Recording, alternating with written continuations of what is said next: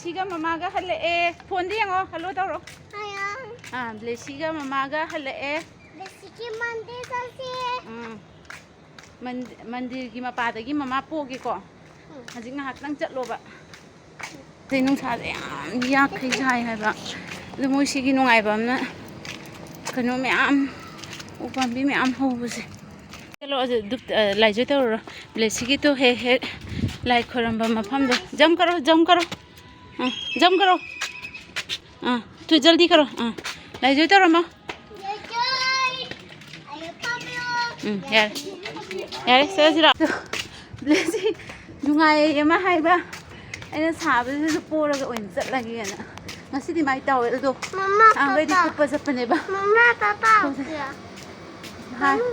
ubre hona taw jorba ai ki polo satam liselaga chap chare ne thoi thoi da jago imta sauk si yenge se jago imta sauk se jago chaba hi bring se thoi thoi sar jago 와. 또 영어 ngasi akhoi karino ma surprise spot ama sin mane kaino yengalake देखो thoi thoi nai ba dress ni kari dress no dress ne boko kana gi dress ne do yengalake to lauthoga hauji kana gi dress mali yeng bada kana gi mali thoi thoi ji harau ri jeng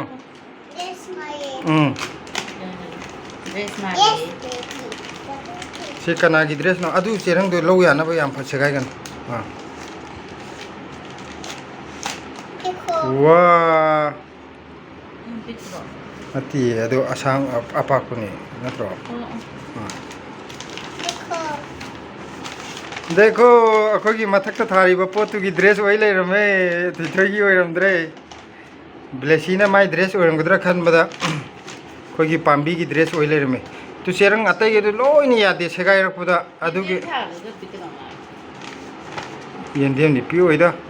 येंदेम थाना बा न चिन गिबनो खर पि नि अदुना चौन tin sao ba kamaine thumdu je अदु mine थमदे ले मा पग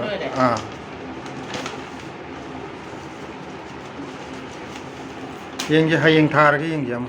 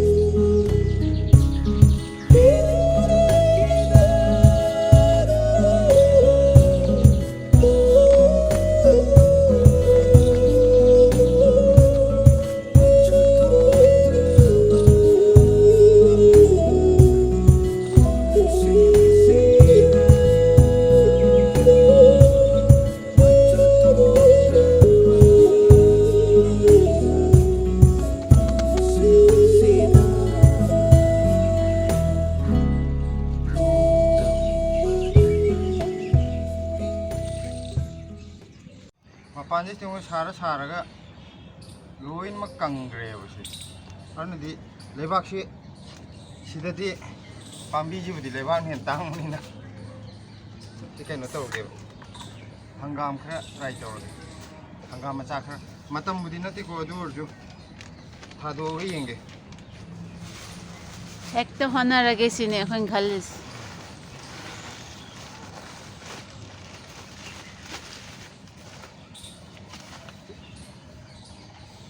matam khara si haure khangadi cherang asauda heng dok dok sintok pi yae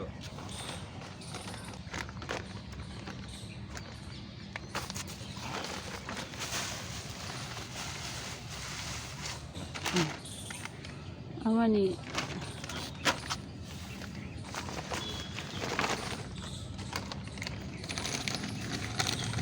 hangam je sabudi ai thabje aduduna phagibaneba na ham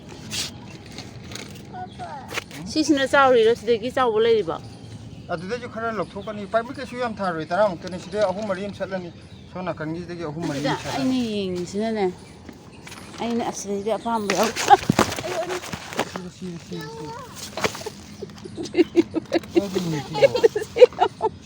tiebo loire ma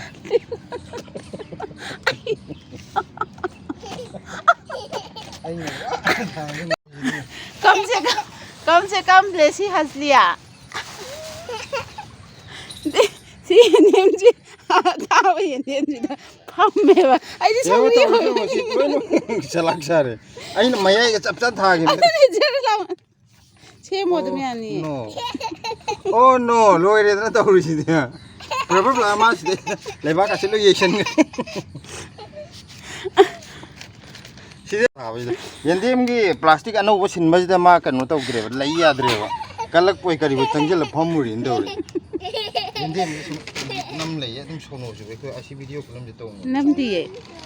हम आमतोन बो उदबा दने आइनो वांगांगदे सिदना नौ नौ Laub याव नौ बदों तो यंदेम मा असिदे यांहंग लारा अमजु हौरे यांहंग लारा ना पिरो कनो सिदा अवा फदिगोम गिसिदा hangam je kano chagem pom ba ba hawan nga thong bo su chaning mayam tha ba ya ba sogri pambi manga tara mukti leiriye mi amam lakpada pambi ani ani de hena pi be yadre mayam matundi yam leiri nauna jo hogala I mayam matundi maru lawninga su hawiyan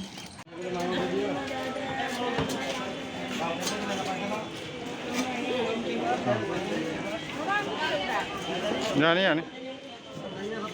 हाँ 120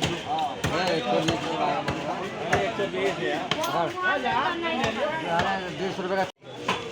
हाँ जी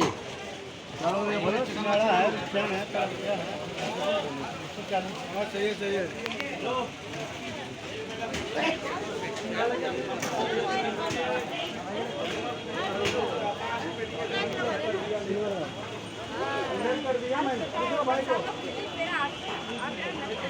season मताइदना मयाम जे यामन लई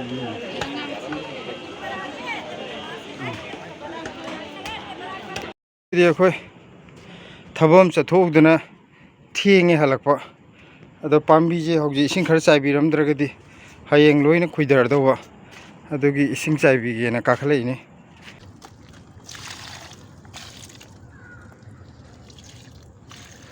हौजे नुंगांगी खर चाइबिरमद्रदिको कदि ngasi nungdin yamna sarobnina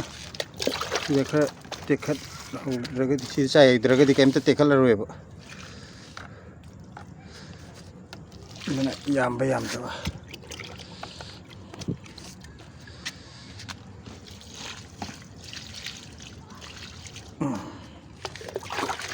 kaang ji khusik amni he Delhi ki kaang ji diko makhon gam buk thok ta bini tawri lona si amma ta pai ni ta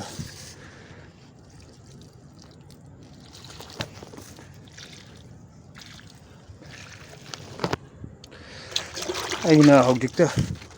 kamen am pabda sogri je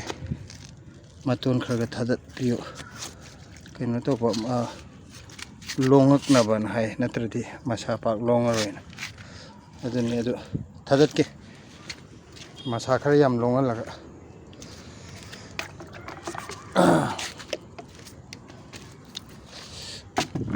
akoina tawri dawse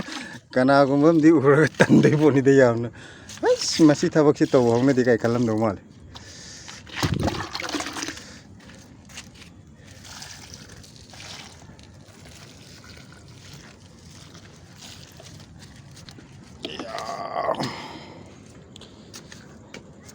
si kaino jidi aina hojik na hin khara sa sin bi garo ne to singam ku tar oka padi gum samaro hai ani par yendem jidi ayuk to in chair ge hayang kasu yam kana bera to re ma de sidu umorok si di chai ta be ya de he si di pungkang ni kang je yam thun thun kang ma marai yam kam ahum mari khakte lingthokie hojik se adum yabra yadabra thaba try tawge na sai kaino torumbani adu hojik amta lingtho yenge nungdang ngai hoi thawdragadi hayeng ayukti nungsa do haide sagat pana han manina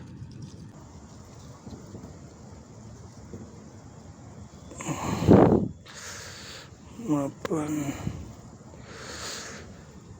je mamna hangam pambi ingi ngai jida try tawgena pambi manga try tawune hayeng yadi yadragana khukcha tholo e lebak su dum season na thokbe ai siragadi sigre upai lete yamna yamba budi nate hangam pambi tarang tene try tawudi kaisu kaiden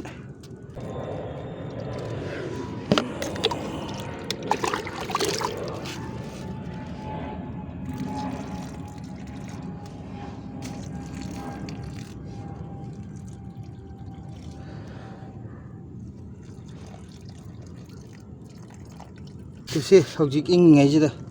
hangam pambi manga taradang hojikkan hauba ngambra ngamdabra na yenge na tawri sije adi oiragana oire oidragana oidre na natra try tawudi kari kai ayukta thabada nungdan jam sabne loi pat khirdawa ana hojik khawraga kanu tawrdi nungdangi male lowrdi hauba ngambe ya na try tawni yengage mo